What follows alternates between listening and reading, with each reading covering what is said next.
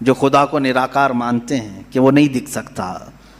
میرے عزیزو، یہ جن لوگوں نے ہم سے سوال کیا کہ پھر وہ دکھتا کیوں نہیں، وہ دکھتا کیوں نہیں، اس کے لیے میں جواب یہ بتاؤں گا۔ ہائے دوستو، السلام علیکم، welcome to my reaction channel. ایک نئے ٹاپک کے ساتھ مفتی صاحب کا بیان، اللہ ہے تو دکھتا کیوں نہیں ہے۔ آئیے دیکھتے ہیں بیان میں کیا ہے، پھر ملتے ہیں ویڈیو کے اینڈ میں۔ آپ لوگ ویڈیو میں بنے رہیں۔ اب تیسری چیز آتی ہے جس کے متعلق آج کے بہت سارے دہریے سائنس کے اسٹوڈنٹ وہ کہتے ہیں اگر ہے مان لیا، ایک ہے مان لیا، دکھتا کیوں نہیں ہے؟ یہ بھی سوال ہے۔ ہمارا عقیدہ ہے نراکار ہے اور وہ آکار مانتے ہیں۔ بعض لوگ ان کے ہاں بھی ہے جو خدا کو نراکار مانتے ہیں کہ وہ نہیں دکھ سکتا۔ میرے عزیزو، یہ جن لوگوں نے ہم سے سوال کیا کہ پھر وہ دکھتا کیوں نہیں، وہ دکھتا کیوں نہیں، اس کے لیے میں جواب یہ بتاؤں گا کہ اگر انسان جس طرح سے آج پیدا کیا گیا، جتنی اس کے اندر کمزوریاں ہیں، انسان کی آنکھوں میں پورا کا پورا سورج نہیں سما پا رہا ہے۔ کڑی دھوپ میں سورج کو کیوں نہیں دیکھتے؟ وہ تو دکھ رہا ہے نا، تو دیکھو ایک گھنٹہ دیدار کرو، درشن کرو سورج کی۔ کیوں نہیں کرتے؟ نہیں کرتے آپ کے اندر تاب و طاقت نہیں ہے۔ سورج کروڑوں میل دور ہے، اس کو آپ پورے طور پر اپنی آنکھوں میں نہیں لے پا رہے ہیں، تو یہاں سے تم سب کو پتا چلا کہ میری آنکھیں کمزور ہیں، دنیا کی بڑی چیزوں کو میں سما نہیں سکتا۔ تو یہ تو سورج کے بارے میں کہہ رہا ہوں جو رب ذوالجلال کی ہزاروں نہیں کروڑوں تخلیقات میں سے ایک ذرہ ہے۔ اس ایک ذرے کو ہماری آنکھیں نہیں سما پاتی تو پورے کائنات کے خدا کو، رب ذوالجلال کی تجلیات کو کیسے سما پائیں گے؟ آنکھوں میں کیسے اسے سما سکتے؟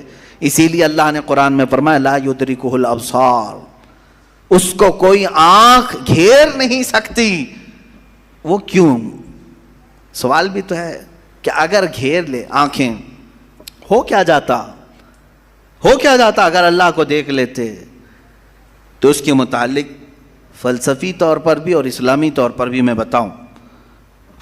میرے عزیزو، عقیدہ ہمارا یہ ہے کہ اللہ، اس کا کوئی سائز نہیں، اس کا کوئی سائز نہیں، اتنا چوڑا، اتنا اونچا، اتنا لمبا، اتنا چھوٹا، یہ چیز ہے نہیں، ہم اس کو مان نہیں سکتے۔ تو جب آنکھوں میں تمہارے کوئی چیز آئے گی تو وہ سائز والی ہی آئے گی، کچھ تو سائز ہوگا اس کا، چاہے وہ 100 کلومیٹر والا ہو، اگر آنکھوں میں آ گئی تو سائز بن گیا، اور جس چیز کا سائز بن گیا وہ خدا ہو نہیں سکتا۔ ہمارے ہاں یہ عقیدہ ہے کہ اللہ تبارک و تعالی جسم و جسمانیت سے پاک ہے، مکان و مکانیت سے پاک ہے۔ اس کی یہ تمام چیزیں ایسی نہیں جس طرح انسان کی آنکھ، ہاتھ، پیر، منہ، پیٹ، یہ تمام چیزوں سے وہ پاک ہے۔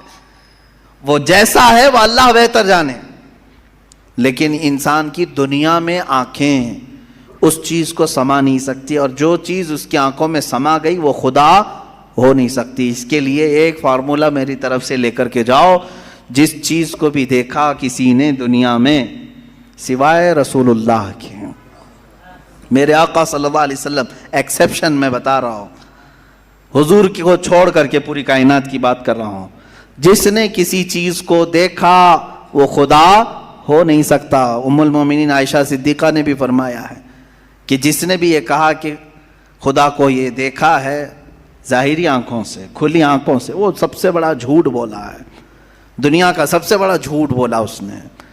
اب یہ بات میں اس لیے عرض کر رہا ہوں کہ ہو سکتا ہے تمہارے تک بھی آ جائے وہ بھیجے میں خدا دکھانے والے پیر صاحب۔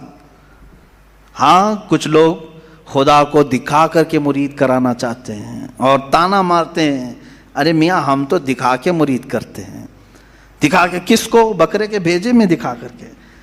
میاں ان کو یہیں خدا مل رہا تھا، معاذ اللہ رب العالمین، کلیجے میں نہیں، پھیپڑے گردے میں نہیں۔ جس چیز کے کھانے کا شوق پیر صاحب کو ہوا وہاں خدا دکھانا شروع کیا۔ نعوذ باللہ من ذالک، استغفر اللہ۔ یہ نہایت ہی جہالت ہے اور زندیق لوگ ہیں۔ میں آپ سب سے یہ کہنا چاہوں گا جو اس طرح کی بات کرے اس سے یہ کہو کہ پیر صاحب بڑے ہیں کہ موسیٰ علیہ السلام بڑے ہیں؟ کون ہے؟ موسیٰ علیہ السلام بار بار کہتے رہے مولا تو اپنا دیدار کرا دے، اور قرآن کہتا ہے لن ترانی، تم مجھے ہرگز نہیں دیکھ سکتے. اور پھر موسیٰ علیہ السلام نے اصرار کیا تو اللہ نے انہیں کوہ طور پر بلایا. اور یہ سب سنتے ہیں نا، معراج کے واقعے میں بھی سنایا جاتا ہے. موسیٰ علیہ السلام کو سوئی کے ناکے کے برابر ایک تجلی دکھائی گئی، پہاڑ پورا جل گیا، آپ بے ہوش ہو کر گر پڑے. پیر صاحب ابھی بھی بے ہوش نہیں ہو رہے. موسیٰ علیہ السلام جلیل القدر پیغمبر ہیں، نبی ہیں، وہ تجلی ہلکی سوئی کے ناکے کے برابر کی نہیں دیکھ سکے. تو ان سے سوال کرو آپ بڑے کہ موسیٰ علیہ السلام بڑے؟ آپ کے اندر اتنی پاور کہاں سے آ گئے؟ آپ پورے بھیجے میں دکھانے کی بات کرتے ہیں، نہایت ہی گمراہی کی بات ہے. میرے عزیزوں، میں یہ ان لوگوں کے بارے میں کہہ رہا ہوں جو اپنے آپ کو مسلمان کہہ کر کے ایسی باتیں کر رہے ہیں. باقی دوسرے ہوں تو ان کو چھوڑ دو، ان کا معاملہ الگ ہے.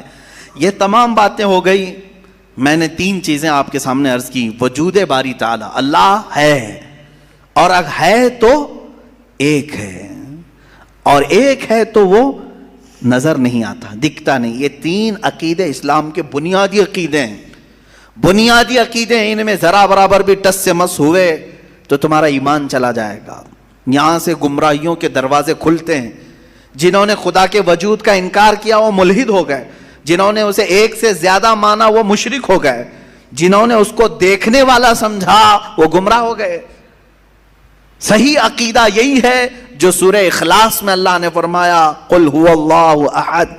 محبوب آپ فرما دیں وہ اللہ ہے، ایک ہے. اللہ الصمد، وہ بے نیاز ہے، اللہ بے نیاز ہے.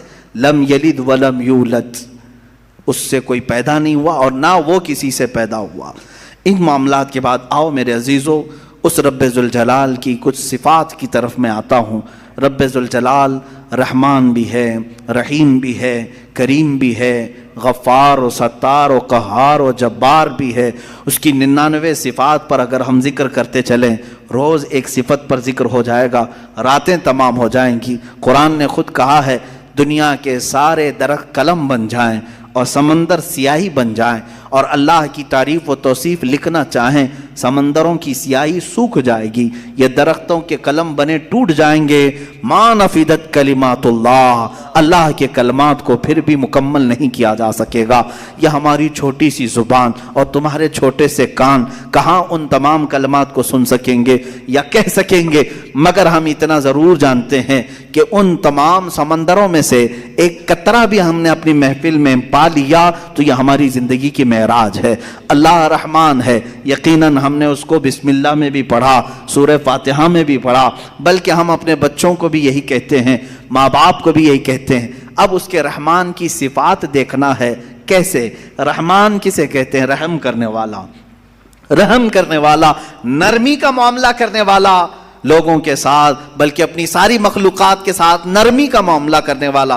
میں 2 ہی صفات پر آج گفتگو ختم کر دوں گا، اس کے رحمان ہونے کی اور اس کے قہار ہونے کی. دونوں کے درمیان ہمیں یہ زندگی چلانی ہوگی. اللہ رحمان ہے، اس کی جو زندگی یہاں ہمیں دیکھنے کے مظاہر ہیں وہ کیا ہے؟ ماں تم سے جتنی محبت کرتی ہے، کیسے؟ تم رو تو گود میں اٹھا لیتی ہے، تمہارے بہت ساری چیزیں اپنے ہاتھوں سے صاف کرتی ہے، اپنے ہاتھوں سے بنا کر کے کھلاتی ہے. آخر وہ بھی انسان ہے، تم بھی انسان ہو. ماں تمہیں اٹھا کر کے اتنا جو پیار کرتی ہے، باپ تمہیں لے کر کے چلتا ہے، تمہارے لیے جوجھتا ہے، محنت کرتا ہے. آخر وہ کیوں مشقتیں اٹھاتا ہے؟ خون پسینے کی کمائی ایک کر کے لا کر اپنے بچے کو کھلاتا ہے. اب سنیں حدیث پاک میں ماں اور باپ کے دلوں میں یہ بچے کی جو محبت ڈال دی جاتی ہے یہ اللہ کے رحمان صفت کا کچھ حصہ ہوتا ہے.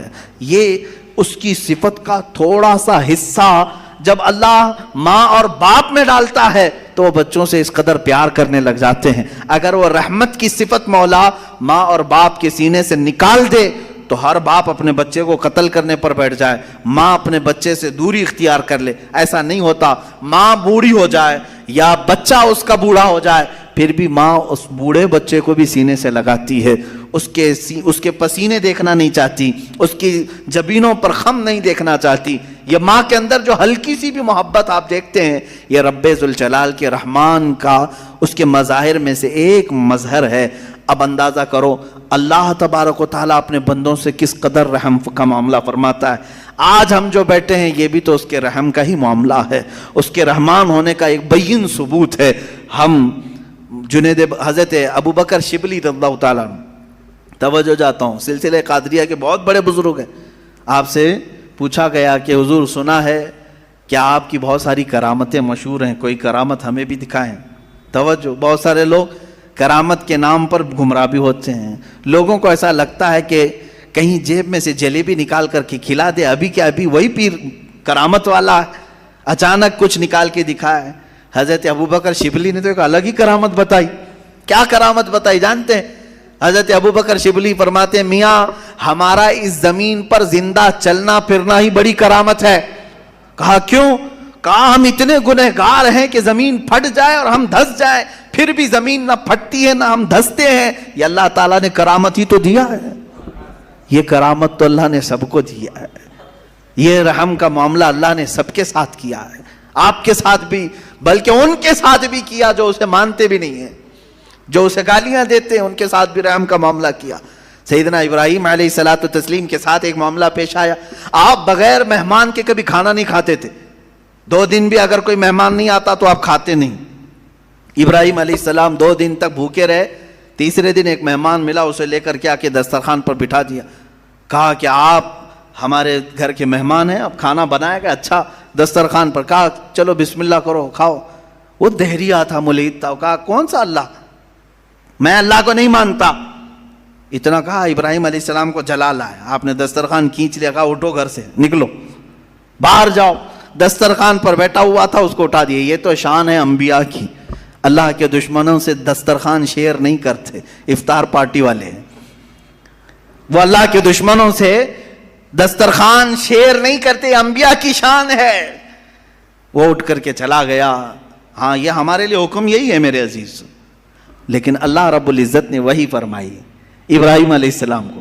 کہا ہے ابراہیم کیوں اٹھا دیا اس کو؟ 50 سال کا تقریباً ادھیڑ عمر کا آدمی تھا. کہا کیوں اٹھا دیا؟ کہا ہے مولا وہ تیرا نام نہیں لینا چاہتا, میں اس کو دسترخوان پر کیسے بٹھاؤں؟ رب ذوالجلال نے فرمایا اے ابراہیم پچھلے 50 سال سے میں اسے ویسے ہی کھلا رہا ہوں, جبکہ وہ کبھی میرا نام نہیں لیا. آج تمہارے دسترخوان پر ایک بار اس نے نام نہیں لیا, تم نے اٹھایا.